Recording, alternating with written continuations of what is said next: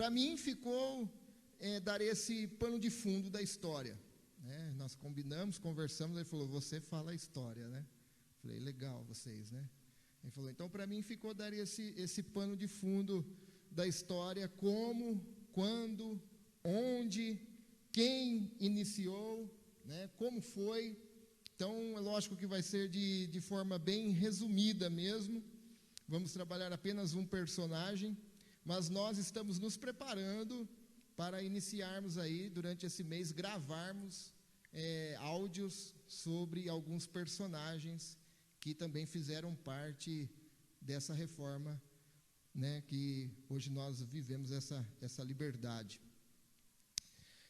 Antes, então, de entrarmos em um ponto da história, eu quero ler com vocês a passagem bíblica, que vocês sabem, a passagem que Martinho Lutero se libertou. Ele mesmo disse que ele se libertou quando leu essa passagem. Para Martinho Lutero, tudo era pecado. Ele ficava designado de apagar as lamparinas, as velas, e quando ele esquecia de apagar no horário, ele se castigava porque ele considerava pecado. Então, quando Martinho meditou nesse texto, e esse texto falou com ele, ele fala que ele se libertou. Está lá em Romanos capítulo 1, versículo 17.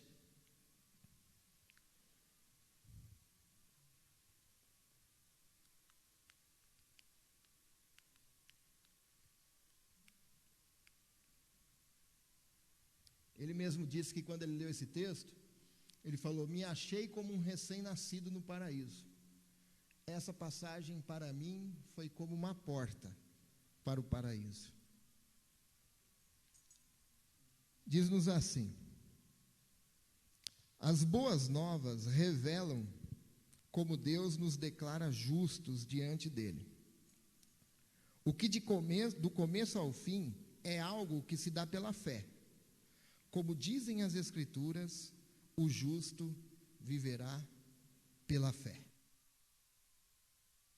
Martinho Lutero, quando essa palavra falou ao coração dele, ele entendeu que a salvação não é pelas obras, não é por aquilo que ele fazia conforme o seu mentor mandava, mas ele entendeu que a salvação, por meio da graça, por meio da fé em Cristo Jesus. Nós vamos orar antes, para nós refletirmos então um pouco sobre essa história. Ó Deus, em nome de Jesus, que o Senhor venha nesta noite, através da história desse homem, também edificar, Senhor, a nossa vida, Deus. Ó Deus, que seja um tempo de reflexão, de aprendizado, Deus. Em nome de Jesus. Amém e amém. Antes de nós entrarmos na história do reformador, do Martinho Lutero, eu quero primeiramente apresentar aos irmãos que houve 5 movimentos grandes da reforma, que são conhecidos como os movimentos pré-reformadores. O mundo ainda não estava preparado para eles. Então, o primeiro movimento é os albigenses, no ano de 1170. Que movimento foi esse? Foi um movimento que aconteceu no sul da França. Eles se opunham a doutrinas romanas, algumas delas especificamente na doutrina do purgatório. Também se opunham à adoração de imagens e também a pretensões sacerdotais. O Papa, então, Inocêncio III, em 1208, depois que esse movimento estava ganhando, uma onda já, em 1208 ele mobilizou uma cruzada contra eles e considerou então esse movimento como uma seita. E então essa seita, considerada por ele, foi dissolvida com um assassinato em massa. Assassinou quase toda a população do sul da França. E também, além de assassinar esses que eles consideraram como seita, assassinaram também os próprios seguidores da Igreja Católica. Quando eu falo Igreja Católica aqui, os irmãos entendam bem que nós estamos falando da Igreja medieval, entendeu? Da Igreja Católica medieval. Também o segundo movimento foi os valdenses, que aconteceu ao mesmo tempo. estavam na mesma época. De um lado, eles viviam esse movimento, os albigenses, do outro, os valdenses. Pedro Valdo contestava os costumes da doutrina católica romana também. Mas esses daí foram cruelmente perseguidos e expulsos da França e foram morar no meio das montanhas da Itália. E ali ficaram sufocados, e esse movimento não cresceu a partir do momento que eles foram expulsos ali do local. Mas chegamos nas pessoas mais conhecidas pela igreja, que é John Wycliffe, de 1329, viveu até 1384. Esse John Wycliffe, ele então começou um movimento na Inglaterra. Ele recusava-se a reconhecer a autoridade do Papa.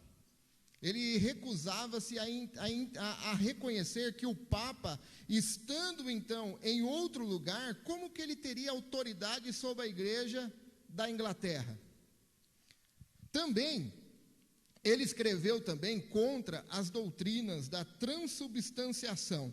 John Wycliffe foi aquele que defendeu, então, considerando o pão e o vinho que nós comemoramos aqui, celebramos, a ceia do Senhor como símbolos, não transubstanciação, assim como eles dizem também hoje. Também John Wycliffe traduziu o Novo Testamento para o inglês em 1380 e morreu em 1384. John Wycliffe só sobreviveu à perseguição porque nobres da Inglaterra, então, o protegeram. Mas várias vezes ele foi condenado à morte. Mas nobres ali do país, da Inglaterra, o protegeu e não deixou que nada acontecesse. Mas essa tradução que ele fez serviu, então, de caminho para a reforma protestante. Depois nós temos John Hus. John Hus viveu de 1369 a 1415. Pregou as mesmas doutrinas, porque ele bebeu da fonte de John Wycliffe. Então ele prega as mesmas doutrinas, considerando a transubstanciação sem base bíblica, também não aceitando a autoridade do Papa.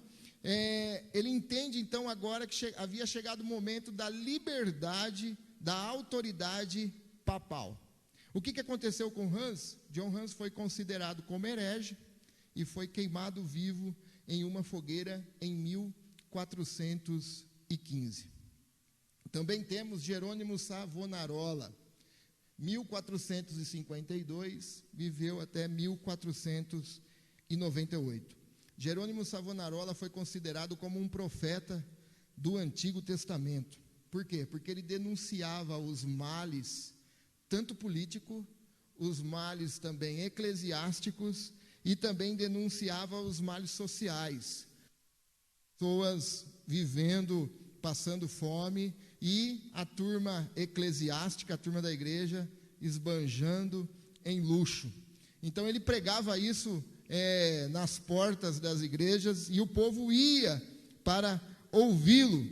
O que aconteceu com ele? Ele foi excomungado pelo Papa, foi preso, foi condenado, enforcado, e seu corpo foi queimado em praça pública, na praça de Florença, em 1498, 19 anos antes de Lutero pregar suas teses na porta da Catedral de Wittenberg. Mas também, além desses 5 influenciadores que veio para a reforma, porém, calaram, abafaram eles, teve também alguns movimentos importantes que serviu de influência na história, que conduziram e também culminaram na reforma protestante. Eu gosto de pensar Deus conduzindo a história. Deus vai conduzindo tudo quando nós vemos as coisas acontecendo, aparecendo esses homens. Aliás, há um relato que John Hunt, significa ganso, quando ele foi para ser morto, ele disse: hoje vocês matam o ganso, o rã, daqui 100 anos se levantará o cisne e você não poderá matar. E 102 anos depois, nasce então Martinho Lutero, né? Então eu vejo Deus conduzindo toda a história e usando também outras influências na história para conduzir-se à reforma. Nós poderíamos aqui falar de vários olhares. Deixa eu trocar o microfone.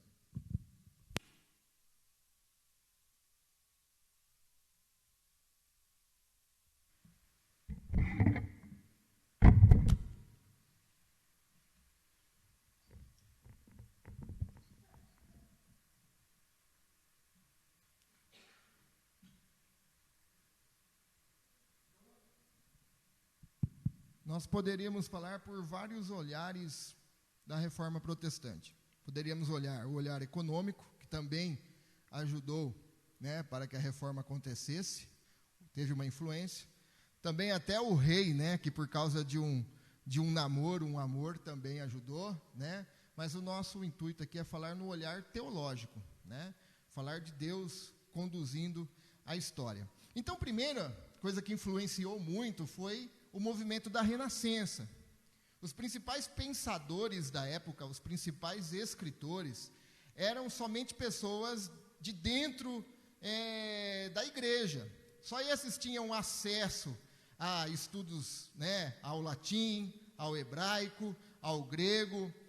A pessoa nasceu pobre na época, ela iria morrer pobre, né? Nunca iria mudar a sua vida econômica. Somente aqueles que tinham essa oportunidade de ter mais estudos, e isso ficava entre as pessoas da igreja. Nesse movimento chamado Renascença, então, você deve ter visto isso no ensino médio, surgiu no povo o interesse, então, pela literatura, o interesse por ler, né? Então, as pessoas agora começam a ter contato com o latim, com o grego, e eles estão interessados em tudo aquilo que há na arte, né, também por arte. Os líderes desse movimento, então, não faziam parte do meio eclesiástico, não faziam parte da igreja, não eram monges, eram pessoas leigas, como se dizia, né? Não fazia parte do meio sacerdotal, não eram monge, não eram nada disso, eram pessoas leigas, mas eles tinham interesse de aprender. Então, a Europa agora, houve um grande interesse pelas escrituras. E isso levou, então, o povo agora a começar a investigar a fé, investigar as Escrituras, investigar a Bíblia. A verdade liberta. Então, quando essas pessoas agora têm fome de aprender, quer aprender os originais, quer aprender a ler, agora elas têm contato com a palavra de Deus. Pense bem, antigamente você vinha, né? Hoje, se você for em algum lugar que se faz a missa em latim, você entra, sai e não entende nada. Era dessa forma, antigamente. Eles vinham, não entendiam nada, eles voltavam para casa sem entender nada. Mas agora eles têm contato, eles estão agora buscando isso, a aprender, a entender. A segunda coisa que ajudou muito Deus conduzindo a história foi a invenção da imprensa, né? Que é a invenção de Gutenberg, em 1456, anos antes de Martinho Lutero pregar as suas teses. Então, essa invenção veio ser um arauto para a reforma protestante. Antes da imprensa, os livros, então, eram copiados à mão, né? Para você ter ideia, uma Bíblia copiada à mão era o salário de um ano de um operário. A pessoa tinha que trabalhar o ano inteiro sem gastar nada, sem gastar um realzinho, juntar o dinheiro para comprar a Bíblia. Quem então conseguiria ter uma Bíblia nessa época? Ninguém. Mas Deus, conduzindo a história, chegou esse tempo, e essa invenção da imprensa contribuiu.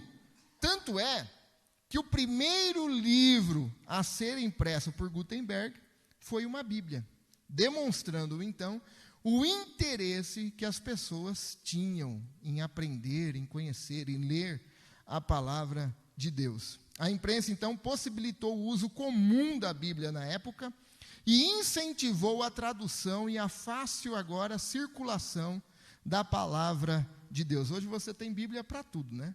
Tem Bíblia do surfista, tem Bíblia do obreiro, tem Bíblia da mulher poderosa, tem Bíblia da mulher que ora, tem Bíblia da mulher que não ora, tem Bíblia do pastor que ora, do pastor que não ora, né? Tem Bíblia para tudo hoje, né? Então, quando veio esse movimento da imprensa agora, a palavra de Deus começa a percorrer toda a Europa. Toda a Europa estava produzindo em massa. Quando as pessoas liam, então, percebiam o quanto a igreja papal estava distanciada do ideal do Novo Testamento. E agora, os novos ensinos dos reformadores, então, eram publicados e soltos na Europa, né? Outro movimento foi o espírito nacionalista. O que quer dizer isso? Se tratava de um movimento relacionado à igreja e não nacionalismo aos reis. Esse movimento era uma inconformidade com a autoridade de um estrangeiro, novamente, igual Wycliffe, né? De um estrangeiro estar distante e, mesmo assim, ele ser o cabeça, né, da igreja lá. Então, eles não aceitavam isso. Eles falavam, como que aqui na Alemanha, o cara está lá em Roma e ele decide tudo aqui nas igrejas? Você vai falar assim, nossa, mas parece que acontece isso ainda hoje, né? Mas isso daí já aconteceu faz tempo, entendeu? Então, ele estava lá distante, mas ele nomeava os cardeais, ele nomeava os monges, enviava pessoas, recebia o dinheiro local e enviava, então, para Roma de volta. Então, esse movimento nacionalista não quis mais aceitar isso. A gente precisa de um pastor, né, contextualizando, a gente precisa de um pastor local, de um pastor que viva a igreja, de um pastor que entenda qual as dificuldades da igreja, né, contextualizando, claro. Então, eles não queriam mais esse poder autoritário de alguém tão distante. Então, esse espírito nacionalista foi o sustentáculo para a reforma que Martinho cravou, então, as suas estacas. Então, nós vamos agora entrar em alguns pontos específicos aqui do acontecimento da reforma. Especificamente, lógico, os mais importantes. Não tem como a gente contar toda a história aqui em 20 minutos, né? Nós vamos tentar gravar para tentar produzir algo para os irmãos ouvir. Bom, a causa original, a mola propulsora, né, que impulsionou a reforma protestante, iniciou na Alemanha, liderado pelo monge Martinho Lutero. Um monge professor da Universidade de Wittenberg, foi por causa da venda de indulgência, né? O que é indulgência? Quais dos irmãos aqui pode falar? Você compra e você é perdoado, né? Um toma lá, dá cá, né?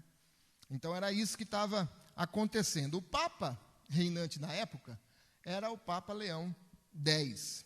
E em razão, então, de terminar a Basílica de São Pedro, que é a mesma que está lá hoje, ele precisava arrecadar, então, dinheiro. Mas para ele terminar tudo aquilo lá, ele precisava elaborar uma forma. Então, John Tetzel, né, esse camarada aqui está vermelho, né, esse camarada aqui teve uma ideia, né? Ele falou assim, vamos fazer o seguinte, vamos vender indulgência, oferecer favores, e com o dinheiro a gente traz de volta, e terminamos toda a basílica, né? Então, agora, Tetzel começa a percorrer a Alemanha para vender bulas assinadas, então, pelo Papa, as quais diziam ter o perdão de todos os pecados, não só para os compradores, mas também o Papa, então, ofereceu uma bula para você comprar para seu parente que morreu, que está lá ainda no purgatório e ainda não saiu de lá. Então, você compra a bula vem lá assinada pelo Papa, ele está perdoado e, direitinho para o céu, né? Era dessa forma. Então, a gente, como nós vivemos hoje, a gente não tem dimensão disso. Mas, na época, todos eles tinham medo Quanto tempo minha mãe vai ficar lá? Quanto tempo meu pai vai ficar lá? Eles foram doutrinados assim, né? E eu? Então é melhor comprar do que arriscar, né? Para eles eram certeza, mas é melhor ter do que arriscar. Então eles compravam, né? Tetzel dizia assim: tão depressa o vosso dinheiro caia no cofre, a alma de vossos amigos subirá do purgatório para o céu. Não dava nem tempo assim, ó, na hora que caía lá, puf, né? Era de uma vez, já estava lá, né, no paraíso.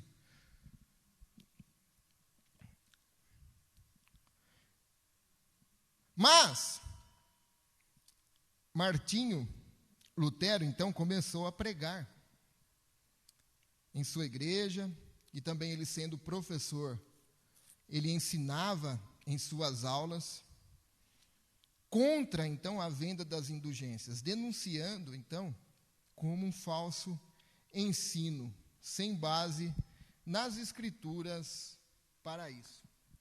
Até que nós chegamos, então, no dia 31 de outubro de 1571, que é a data exata fixada pelos historiadores como o início da Grande Reforma. 31 de outubro de 1517, quando Martinho Lutero, pela manhã, foi até a cátedra de Wittenberg e pregou ali um pergaminho que continha 95 teses.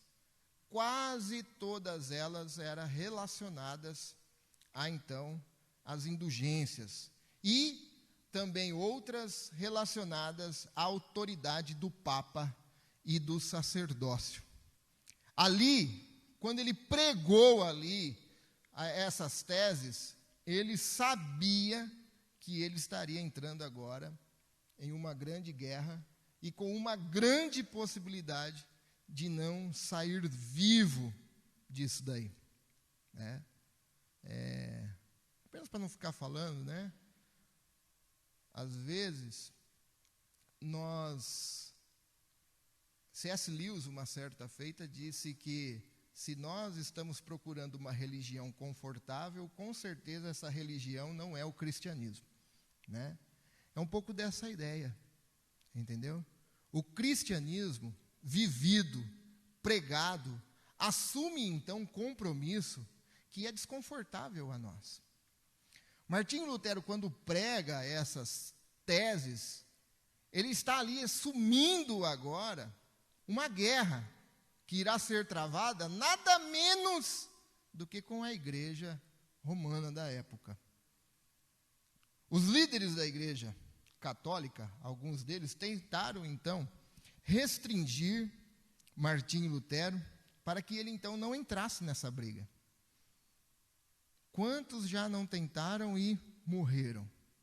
E alguns deles disseram: vai acontecer o mesmo com você. Eles vão te queimar vivo também. A resposta de Martinho Lutero era sempre: se Deus sustenta a causa, ela será sustentada. É a confiança de um chamado, a convicção de um chamado para um propósito. E Martinho Lutero entendeu então que Deus estava o chamando para essa causa, e quem iria sustentar não era ele, era Deus.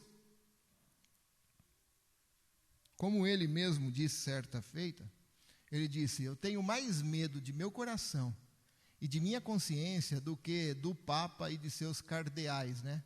De seus cardeais. Minha mente está cativa da Escritura. Então, quando ele agora tem um encontro verdadeiro com a palavra de Deus, ele entende, sabe aquele versículo? Se possível, seguir a paz uns com os outros. Até então, qual é o limite desse possível? O limite é até que não ofenda a verdade da palavra de Deus. É isso que Martinho Lutero entendeu. Eu não posso abrir mão dessa verdade que me libertou.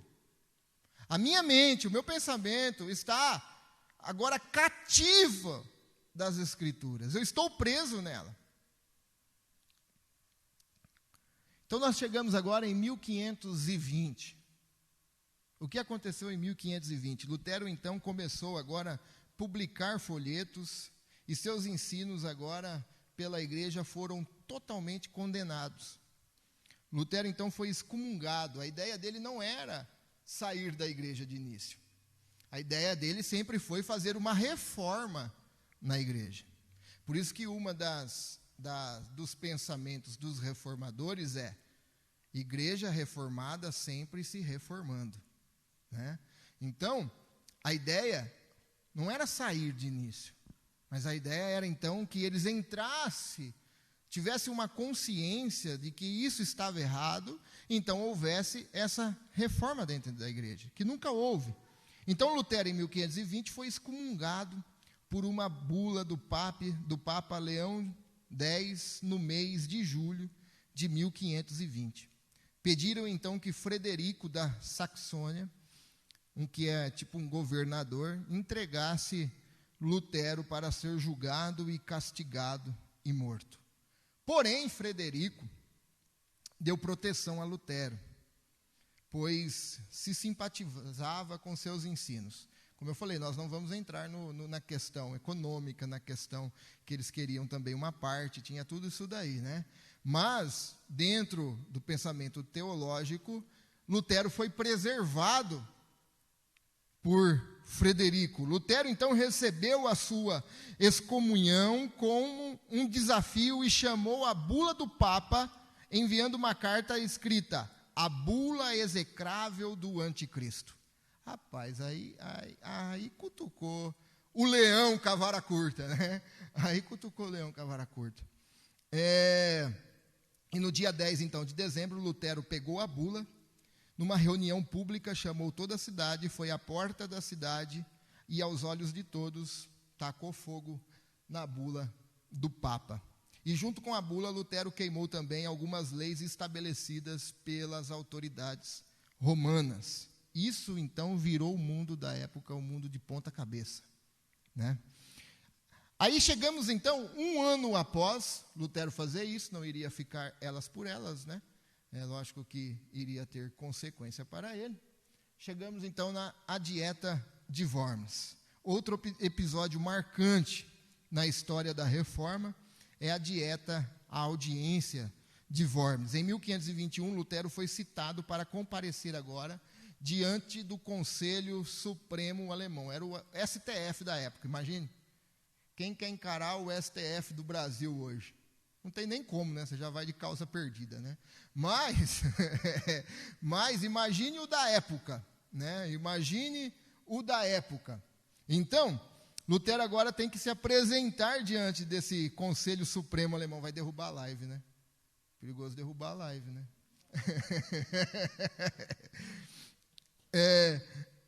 Mas agora era outro imperador.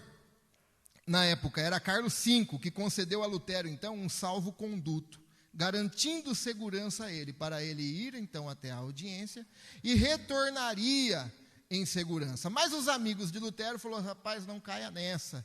Por quê? Porque isso aconteceu com John Hus. John Hus também, eles deram um salvo-conduto para ele, quando chegou lá, seguraram ele e mataram ele, queimaram ele vivo. Então, não caia nessa. Mas Martinho Lutero ainda assim decidiu ir. Ele disse: irei a Worms, ainda que me cerquem tantos demônios quantas são as telhas do telhado. E no dia 17 de abril de 1521, Lutero compareceu à audiência de Worms, presidida então pelo imperador Carlos V, e pediu que ele renegasse e retratasse tudo aquilo que ele havia ensinado, pregado e escrito.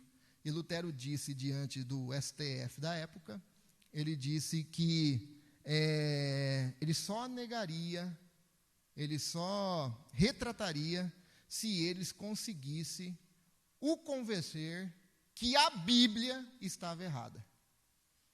Então não teve jeito. né? Então, depois dessa audiência, Lutero foi liberado para retornar para casa.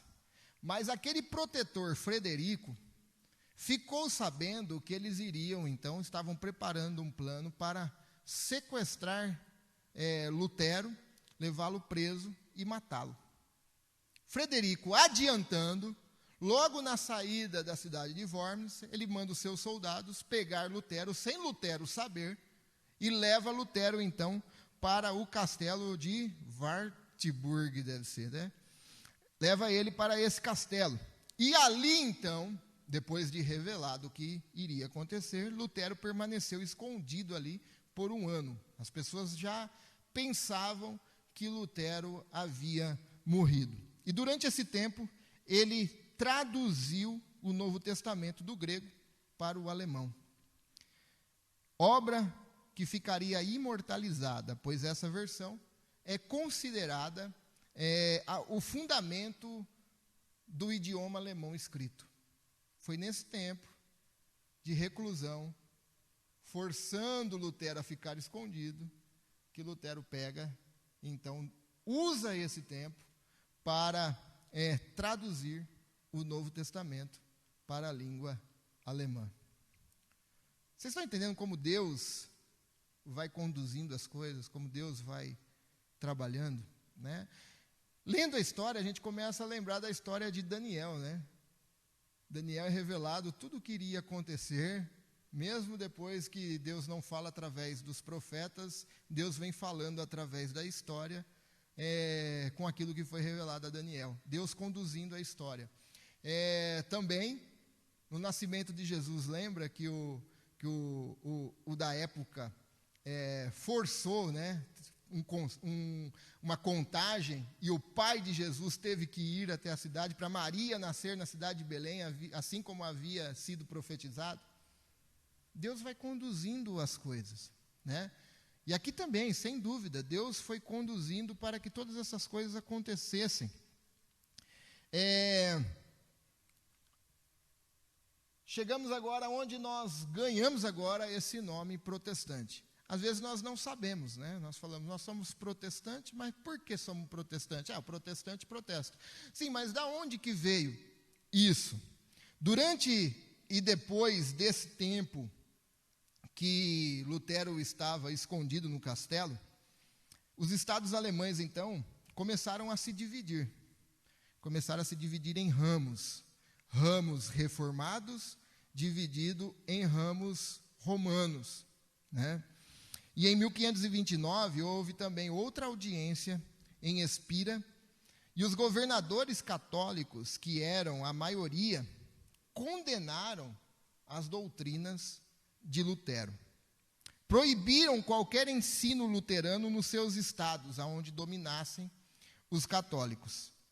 Ao mesmo tempo, determinaram que nos estados que os luteranos governavam, os católicos poderiam exercer livremente a sua religião. Os luteranos não poderiam exercer nos estados onde os católicos eram maioria, mas os católicos poderiam exercer a religião aonde os reformados eram maioria, né? Queriam, assim, então, uma liberdade religiosa só para eles, né?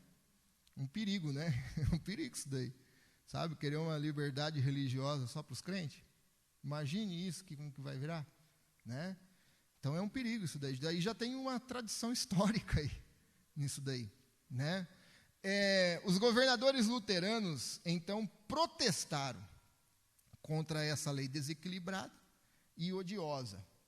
Então houve um grande protesto desses governadores desses estados, né, que eram os reformados, falando, não, se nós não podemos exercer aí, vocês não podem exercer aqui. Ou então nós exercemos aí e vocês exercem aqui. Então começou um grande protesto na época, e foi a partir daí, então, que ficaram conhecidos como os protestantes, e suas doutrinas, então, como a religião protestante, por causa desses governadores. Não foi nem por causa da igreja da época, mas sim esses líderes que começaram a protestar. nas audiências. E aí, nós chegamos então ao fim da vida de Lutero. Nós passamos aí vários anos, Lutero continua lá, vivendo sob pressão, que o Papa falou que ia dar um fim nele, né? Então ele vivia nessa pressão, porém agora ele estava rodeado por governadores, né? Pessoas reformadas agora, e isso foi se passando o tempo. É difícil nós concebermos, então, a magnitude das coisas que devemos atualmente a Lutero. A gente não tem dimensão, sabe, das coisas que nós devemos, olhando nesse ponto teológico, a Lutero. Mas uma coisa, sim, é bem possível, que eu e você não seria evangélico. Primeira coisa, né? Primeira coisa, se Deus não tivesse usado Martinho Lutero naquele momento na história, é bem possível que eu e você não fosse evangélico hoje.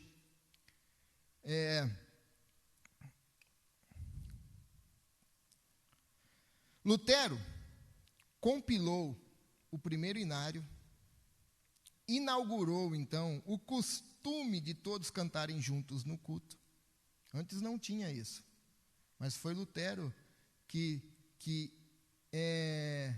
colocou essa forma de todos participarem do culto. O culto antes era apenas para os sacerdotes. E Lutero viu a necessidade de todos participarem do culto.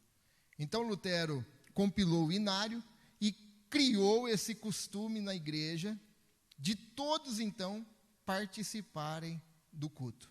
Quando nós cantamos todos aqui, não é apenas porque nós levantamos e falamos, vamos cantar junto com o grupo do louvor. Não, tem uma base teológica reformada nisso. Uma tradição, né, reformada nisso. Essa é a ideia, da igreja toda cantar junto.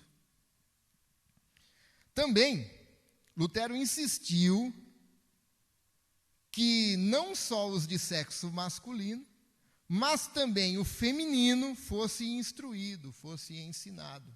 Na época isso era muito raro, né? Se fosse até nos tempos de hoje, imagine, Lutero ia ser lacrado, né? Cancelado na internet, né? Então, Lutero, engraçado, os reformadores dão os seus devidos valores nas mulheres, sabe? E Lutero agora, sendo o principal reformador, ele dá esse valor, mostrando que não só os de sexo masculino, mas também o de feminino, deveria ser instruído, ser alfabetizado, ser ensinado. E com isso, Lutero foi e é conhecido como o pai da escola pública, né? Todas as cidades da época, você vinha, crescia uma igreja, e do lado, onde você for, por exemplo, se for nesses países mais de linhas cristãs reformadas, todas as igrejas antigas, eu fui na cidade onde os primeiros peregrinos chegaram nos Estados Unidos. Então lá tem a primeira igreja, né, onde foi celebrada a primeira ação de graças nos Estados Unidos. Todas essas igrejas têm uma escola do lado. Porque a ideia dos reformadores era, a gente planta uma igreja, o que a gente precisa fazer? As pessoas precisam ler a Bíblia. Como que vão ler a Bíblia? A gente abre uma escola para alfabetizar as pessoas. Por quê? Porque quando as pessoas têm o contato com a palavra de Deus, elas são libertas. Então, todas as igrejas vinham e fundavam uma escola. Eu estava até conversando com o Felipe esses dias, né? Não sei se você sabe, mas no Brasil, as cidades todas, você pega, elas crescem ao redor da igreja. Pode perceber, tem uma igreja central, né? Igreja católica, principalmente, e a cidade vai expandindo todas em volta da igreja. Santa Bárbara do Oeste, né, até falei, a primeira ativista feminista foi em Santa Bárbara do Oeste. Por quê? Brincadeira. Porque Santa Bárbara é a única cidade do Brasil que foi fundada por uma mulher. Olha. E essa mulher, como tinha posse de grandes terras, ela pegou e doou terra para a Igreja Católica para que ali, então, começasse uma igreja e ao redor da igreja foi crescendo a cidade de Santa Bárbara. Por que Santa Bárbara? Porque era um voto que ela tinha feito a Santa Bárbara, né? Ela foi a única cidade do Brasil que foi fundada por uma mulher. Sabe a única cidade que não cresceu em volta da igreja, qual foi? Brasília. Brasília foi a cidade que foi projetada, por isso que ela não foi expandida em volta da igreja. E por quê? Porque Niemeyer e o outro eram ateus. E quando foi proposta a ideia de fazer o quarto poder à igreja, eles se recusaram. Eles só aceitavam se não fosse colocada a igreja. Né? Então as cidades crescem nessa circunferência, em volta da igreja. Né? A única cidade do Brasil, não sei se tem alguma coisa a ver, né? É Brasília. Né? Na hora que eu falar essas coisas, vocês cortam para não derrubar a live. É interessante isso, sabe? Porque as ideias, então, dos reformadores vêm do princípio do primeiro reformador, Lutero. Alfabetiza, dá a palavra e a palavra liberta. Né? Então, todas as igrejas vinham, plantavam a igreja e faziam uma escola para as crianças, para alfabetizar. Né? Interessante isso. Então, Lutero foi considerado o pai da escola pública. E antes dele também, o sermão no culto não era de muita importância. Tanto é porque as pessoas não entendiam. Né? Mas, Lutero fez do sermão a parte principal do culto. Então, quando nós falamos que os louvores, a oração, a contrição, tudo se derrama a ponta para o sermão, é porque vem de uma linha teológica reformada, que Lutero iniciou isso, valorizando e priorizando a exposição da palavra. Lutero, então, pregou em um auditório de 25 mil pessoas em praça pública. Calcula-se que Lutero escreveu 180 livros em sua língua, e mais, número aproximado a 180 no latim. Vivia sempre esperando que o Papa o conseguisse executar. Vivia sobre essa pressão, sobre a ameaça de ser queimado vivo. Sempre chegava a eles essas ameaças. E ele sempre dizia: se eu morrer na cama, será uma vergonha para o Papa. Porque diversas vezes ele tentou me matar. Prometeu que iria me matar. Cristo, então, chamou Lutero em 1546, enquanto ele sofria um ataque do coração. Algumas testemunhas presentes relatam que Lutero recitou João 3,16 por 3 vezes e disse: Pai, a ti entrego o meu espírito, pois tu me resgataste. E ali, Lutero fechou os olhos e adormeceu. Um cortejo de crentes que o amava e 50 cavaleiros à frente fez questão de passar com o seu corpo na onde Lutero queimou a bula papal de sua excomunhão, entrou pelas portas aonde 29 anos antes havia pregado suas 95 teses e sepultaram Lutero ao lado do púlpito aonde ele pregava diariamente. Para encerrarmos, as portas da igreja do castelo de Wittenberg foi destruída pelo fogo em 1760, foram substituídas por portas de bronze em 1812. Na foto não dá para ver, mas são os pergaminhos gravados, nas quais estão gravadas as 95 teses. Contudo, esse homem que preservou e foi preservado em oração, deixou gravado não no metal, mas em muitas almas a palavra de Deus, que deu fruto e dará por toda eternidade. Amém? Então, é um pouco da história, né? Nós vamos gravar mais.